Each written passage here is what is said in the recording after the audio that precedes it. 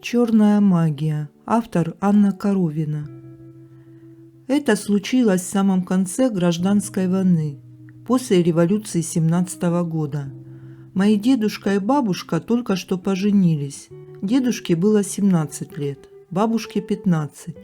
Жили они в станице Осиновская на Кавказе с родителями деда, которые почему-то не понимали, что иметь дело со взрослыми семейными людьми, и постоянно донимали их советами, нравоучениями и прочим воспитанием. А тут через их станицу проходил один из отрядов армии Буденова. Ну, дедушка от большого ума и говорит бабушке: «А давай, Паша, сбежим от родителей в Красную армию». А бабушка, у которой мозгов тогда было не больше, чем у мужа, радостно соглашается. Той же ночью и осуществили. Ну, как говорится, дуракам везет. Это действительно был самый конец войны. Послонялись пару месяцев с молодежью и, не поучаствовав ни в одном сражении, вернулись домой. Собственная история случилась во время постоя в одном из сел. Поселили местные бравых вояк в пустующем доме на краю населенного пункта. Расположились они там веселой компанией человек 20 и обнаружили в одной из комнат книгу с прямолинейным названием «Черная магия». Чем не способ скоротать вечер? Открыли они книгу в самом начале и стали зачитывать вслух содержимое. Бабушка говорит, что звучало это как абсолютная абракадабра, ни одного понятного слова. Но какими буквами было написано, она не знает, в книгу не заглядывала.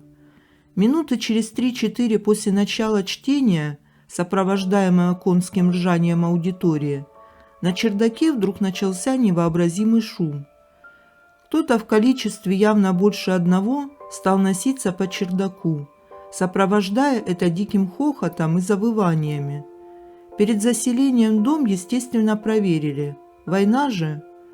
Ну, боевая молодежь тут же шашки наголо и на чердак. А там никого нет. Тишь и благодать. Нетронутые пыль и паутина. Только спустились, все снова началось. Еще несколько раз в течение ночи поднимались наверх с тем же результатом. Так до утра никто и не спал под потусторонний вой и топот. Выскакивать на улицу не стали, не солидно. Да и заподозрили, что местные специально их в этом доме разместили. С рассветом все прекратилось. Что дальше было с однополчанами, бабушка не знает. Ни с кем не общались. А для них с дедушкой эта история не имела никаких негативных последствий. Скорее наоборот. После этого им стало сопутствовать какое-то фантастическое везение. Деда отца репрессировали, как кулака. Бабушка пошла качать права. Мол, мы красноармейцы, а вы нашего батю так. Смешно и наивно. Тогда и красноармейцев пачками расстреливали. Но в данном случае сработало. Деду заменили лагерь поселением в Сибири. Даже вещи разрешили забрать. Во время войны дед, мой герой истории, дважды подрывался на мине в машине. В первый раз порезался стеклами, во второй вообще ничего, а обе машины в пыль. Поезд, в котором ехала бабушка, подорвался на мине, а она успела выпрыгнуть в открытую дверь вагона и отбежать, прежде чем состав сошел с рельсов. Только руки отбила, приземляясь. Вот такая черная магия. О гадалках и предсказаниях. Автор Мальдива. Мистики в моей жизни всегда хватало. С детства находили в квартире сюрпризы в виде иголок, воткнутых в обои, или кресты, найденные в неожиданных местах. И деревня, в которой я проводила летние каникулы, будучи школьницей, славилась колдунами. Мистика привлекала меня всегда. Это произошло обычным зимним утром около 5 лет назад. Я шла на работу в автосалон. Навстречу шла женщина лет 50 цыганской внешности. Она остановила меня и спросила, как пройти в больницу. Я ей ответила. Она вперилась в меня взглядом куда-то чуть выше лба и начала говорить: «Муж у тебя будет денежный король, старше намного. Жить будешь далеко. Только надо сделать так, чтобы он на других женщин не смотрел, а только на тебя». Потом сказала, что у меня много завистников, что есть порча, которую нужно срочно снять. Я была очень впечатлительной и растерялась, а эта дама успела выдернуть у меня пару волосков, завернуть их в денежную купюру, которую тут же подожгла. Не помню, как я отделалась от нее. Коллега на работе успокоил, мол, она шарлатанка и это гипноз. Прошло время, история подзабылась. Из салона я потом спустя время уволилась. Пошла работать в сферу иностранных языков. Коллега предложила поехать вместе в отпуск в одну из прекрасных средиземноморских стран. Я влюбилась в эту страну и дала себе обещание вернуться снова. Вернулась и встретила там своего будущего мужа. И знаете, все совпало. Живу далеко. Муж старше на 15 лет, богат. Одна проблема. Много женщин возле него вьется, которые меня очень раздражают, как и сказала та женщина. Не знаю, видела ли она что-то или просто угадала, но для себя я решила твердо, что никаким гадалкам и ясновидящим я больше не ногой. Ночь перед Рождеством. Автор Максим Валентинович. Итак, здравствуйте. История абсолютно реальна. Происходила со мной в прошлом году. Опишу ее вкратце, так как все по теме. Значит, в прошлом году встречал я рождественский праздник в деревне у тетки. Дом выходит окнами в сторону дороги. Через дорогу соседский дом с приусадебным участком. Время около часа ночи. Я лежу на кровати, листаю новости, общаюсь с друзьями в социальной сети. И вот наступает момент, когда я встаю с постели, дабы сходить в сенцы покурить, а окна заморожены, наполовину так, что если встать в полный рост, видно соседский дом. И вот, встаю я, значит, с твердым намерением покурить и ложиться баиньки. Случайно кидаю взгляд в окно и вижу. О боги! По приусадебному участку соседского дома мечется белое вытянутое облако. Эта жуть плавно, но быстро передвигается примерно 5-10 метров квадратом. Знаете, было впечатление, будто сие чудо что-то ищет. Я пытаюсь моргать все быстрее и быстрее. Думаю, может, это все мне чудится. Простояла я так секунд 30-40 молча. Понимаю, что надо ложиться. Поднимаю челюсть с пола, образно, и быстро ложусь в кровать. Но это не все. Лежу, значит, по шею в одеяле, так сказать, осмысливая увиденное. И вот начинается самое ужасное. В самом нижнем углу окна, то ли слева, то ли справа, начинает что-то шкрябать. Да так медленно, нудно и в то же время жутко. Слава богу, что окна были заморожены, и это продолжалось вплоть до 3 часов ночи. Курить я так больше и не пошел. Постскриптум. Я парень. На тот момент мне было 23 года. Благодарю вас за внимание. Шарик на видео. Автор Родника. Я не особо верю в призраков. Предпочитаю думать, что все это человеческая энергетика, оставшиеся в воздухе атомы. Но не могу я придумать ничего более умного, чтобы себя успокоить. Однако кое-что, произошедшее со мной, заставляет думать, что порой не все так просто можно объяснить. Предупреждаю, история длинная. Занесло меня как-то в один художественный колледж работать преподавателем. В мои обязанности входило учить студентов фотошопу, Corel. В общем, все художественное, что может быть в компьютерах. Помимо основных обязанностей, мне вдогонку приписали полставки инженера-техника. Нет денег на отдельного специалиста. так что пришлось мне вертеться. Я должна была следить и ремонтировать эти вечно ломающие агрегаты, пришедшие к нам явно из допотопных времен. Ну а какие же еще могут быть компьютеры в старом колледже с плохим финансированием?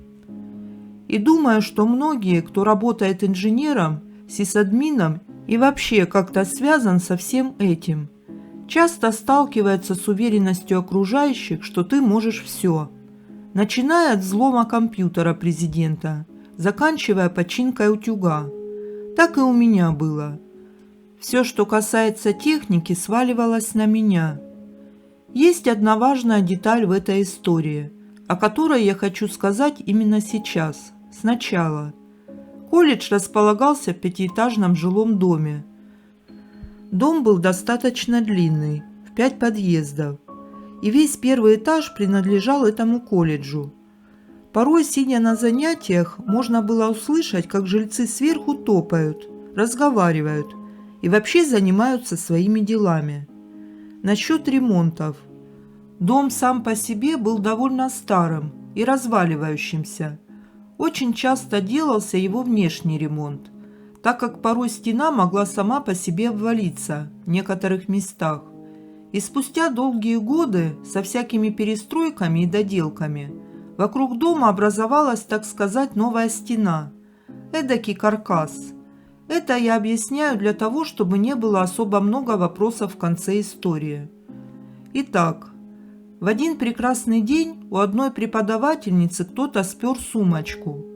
Весь колледж был поднят на уши, а бедные студенты подверглись жестким допросам. Вызывали полицию, но от них толку не было.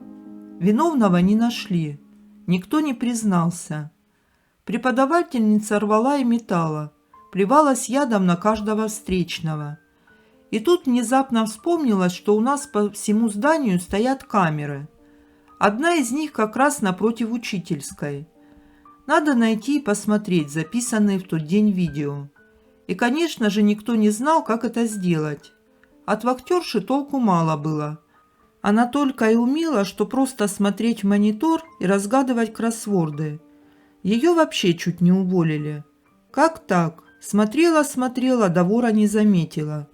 Женщина клялась, что не видела никого из студентов рядом с учительской, но на нее махнули рукой. Ох, кто же придет на помощь и вытащит сохраненные видеозаписи? Конечно же, я. В итоге мне сорвали урок и усадили за мониторы. Ищи давай. Итак, примерное время кражи с 9 до 11 утра. Мы с директрисой просмотрели все записи, сделанные в это время. Как и говорила вахтер, рядом с учительской вообще никого не было. Пару раз заходил кто-то из преподавателей, но все были с пустыми руками. А сумочка-то ого-го была, весьма крупная. Ее даже в той учительской нигде так не спрячешь. Все на виду. Это если бы кто-то из преподов был бы виновен. И вообще, в коридоре помимо учительской также находились двери в мой компьютерный класс, которые часто были открыты, даже когда шел урок. Я бы увидела, если бы кто-то подходил к учительской. Преподавательница впала в отчаяние. Там же были деньги, документы и любимая расческа. Что делать-то? Тогда директрисе пришла в голову гениальнейшая идея – посмотреть все записи за 3 дня, включая день кражи и день, когда приезжала полиция. Просмотреть надо было даже ночное время, а то мало ли. А теперь представьте, надо внимательно изучить все видео, сделанные за 3 суток с 12 камер. Да это ж сидеть и сидеть над ними. Мне тут же посулили неплохую премию. И, вручив флешку с записями, выпнули из колледжа. Даже пары отменили. Мол, вот тебе хорошие условия для работы. Иди и помоги человеку. До записи я добралась ближе к вечеру. Сказывалось внезапно налетевшее чувство свободы от пар и прочего. Мой организм на радостях расслабился. Я повалилась на диване, посмотрела несколько фильмов и наелась чипсов. Когда оторвалась от телевизора, на улице уже темнело. Пора приниматься за работу. Начала я с записи дня кражи. В течение часа на ускоренной промотке я разглядывала все видео с камер. Как и ожидалось, рядом с учительской не было никого на протяжении всего дня. Да из преподавателей туда заходила от силы пара человек, и там же оставались. То есть получается, что кабинет не оставался пустым. К тому же за все время никакого подобия той сумищи я не заметила. Никто ничего похожего не носил. Да, такой отвратительный вкус только у этой преподавательницы. Так уж получается. Время шло уже к полуночи, и мне дико захотелось спать. Может, бросить все, завалиться на кроватку, а утром сказать, что я все просмотрела? Но нет. Мой злобный сверчок Джимми не позволит мне этого сделать. Придется честно все прошерстить.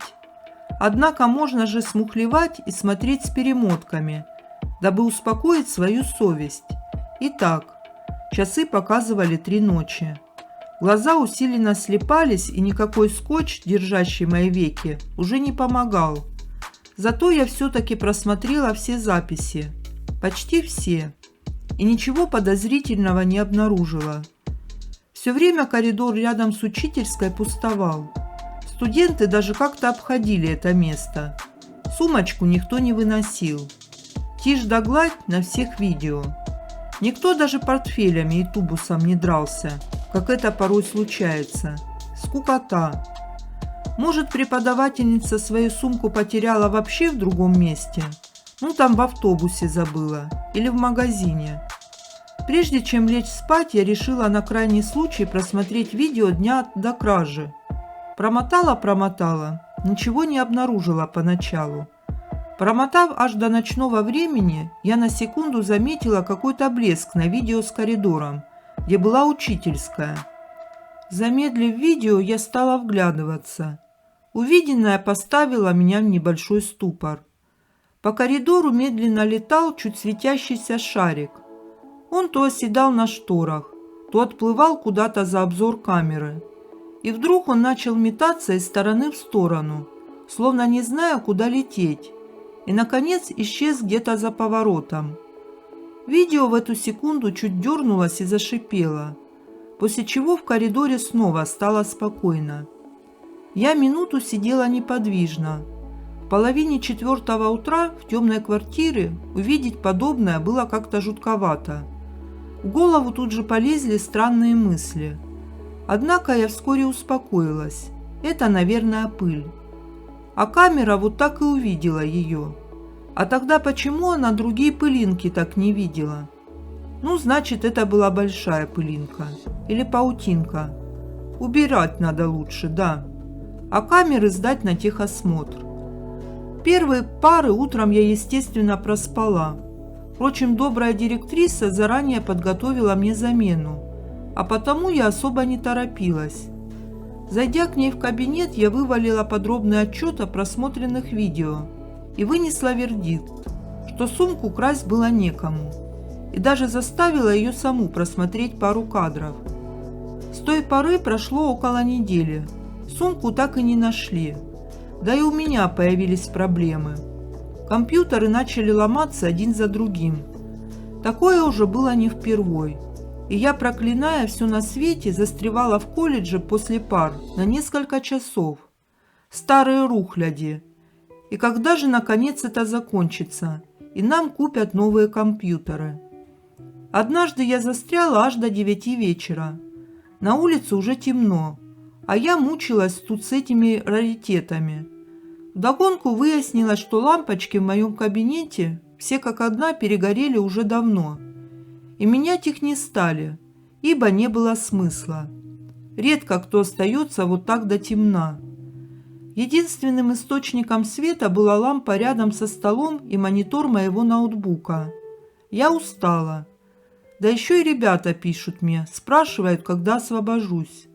Я решила вместо простого текстового сообщения послать им фото своего рабочего стола, заваленного всякими железками. Сделав несколько снимков, я закинула их в компьютер и начала просматривать. Каков был мой испуг, когда я обнаружила на фотографиях тот самый светящийся шарик. На всех фотографиях он был в разных местах. Словно во время съемки он перемещался. Не знаю, что меня дернуло, но я навела камеру телефона на стол. Через пару секунд я едва не заорала. Как бы объяснить? В реале стол как стол, и ничего лишнего. Темная стена на заднем фоне. Однако на дисплее телефона ясно видно, как этот самый шарик летает над ним. Медленно, словно рыба в аквариуме, периодически врезаясь в невидимую преграду. И это уже не пыль. Да и вообще, почему телефон его видит, а в реале ничего нет? Изображение на телефоне дергалось и немного рябило. И тут лампа с громким хлопком выключается, оставляя меня почти в темноте. Даже свет от моего ноута как-то потускнел. Мне стало жутко. Бросив телефон, я с визгом вылетела в коридор и сползла по стенке.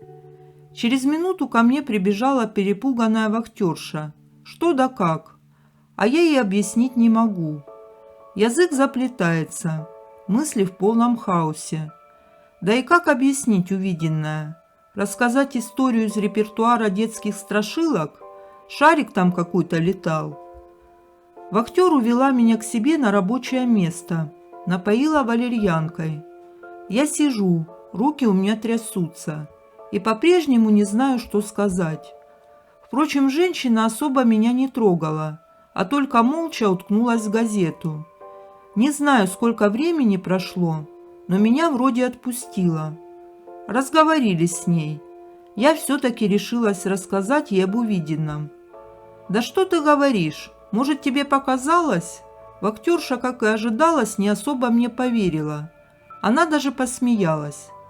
А мне тут же пришло в голову мысль проверить мониторы с камерами. Совсем забыла сказать, что так как у меня в классе стоит якобы дорогая техника, то там тоже была камера. Кинулась к ним и едва сдержала победный крик. Вот же он! Летает на одном из мониторов, все так же медленно, периодически на что-то натыкаясь. Подозвала вахтершу. Та посмотрела, да и замерла с открытым ртом. «Первый раз такое вижу», — говорит она. Женщина даже решилась сходить туда с фонариком и проверить, что за ерунда-то такая. Вернулась с перепуганным и удивленным лицом. Нет там никого. Она тоже подумала про пыль и даже протерла глазок камеры. Попутно она принесла мой телефон, об который споткнулась, зайдя в кабинет. Но шарик не исчез, а по-прежнему плавал по классу. А потом произошло то, из-за чего мы обе побросали все и выскочили на улицу.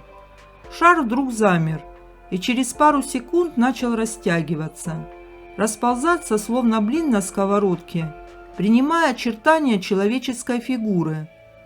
Бледная фигура опустилась на пол и, поплыв к одной из стен, прошла сквозь нее. Я гляжу в монитор и вижу, что эта фигура, как-то сильно раскачиваясь, выползла из стены между классом и коридором. В эту секунду раздаются тихие шаги, как раз с той стороны здания, которые явно направляются в нашу сторону. Снова смотрю на мониторы и понимаю, что эта фигня исчезла, а шаги только усиливались. Такое ощущение, что к нам идет грузный человек в берцах с металлическими вставками. Знаете, есть такие ботинки, на которых порой висит цепь и которые очень любят всякие неформалы. И вот этот звук лязгающей цепи примешивался к тяжелым шагам. Я понимала, что это что-то уже почти подошло к нам. Но я в ужасе не смогла пошевелиться. Может, показалось, но я увидела что-то темное, выруливающее из-за поворота. Меня спасла заоравшая во весь голос вахтерша. Взрослая, вроде видавшего всякого женщина, с визгом выскочила на улицу, таща меня за собой. Еле отдышались. Спустя какое-то время, когда нам удалось более-менее успокоиться, мы решили обе разойтись по домам, предварительно зайдя в какую-нибудь наливайку с криками: «Хотели ж меня уволить? Так пускай увольняют». Она закрыла входную дверь, не решаясь зайти обратно даже за ключами от своей квартиры. Муж ее, к счастью, был дома. Наутро же выяснилось кое-что интересное. Ничего в колледже не работало. По непонятным причинам сгорела вся проводка и кое-где полопались лампочки. Осмотревшись, мы также обнаружили, что некоторые розетки и выключатели расплавились, превратившись в почерневшие куски пластика, стекающие по стенам. Часть компьютеров, подключенных к сети, также были сгоревшими изнутри. Страшно подумать, что являлось тому причиной.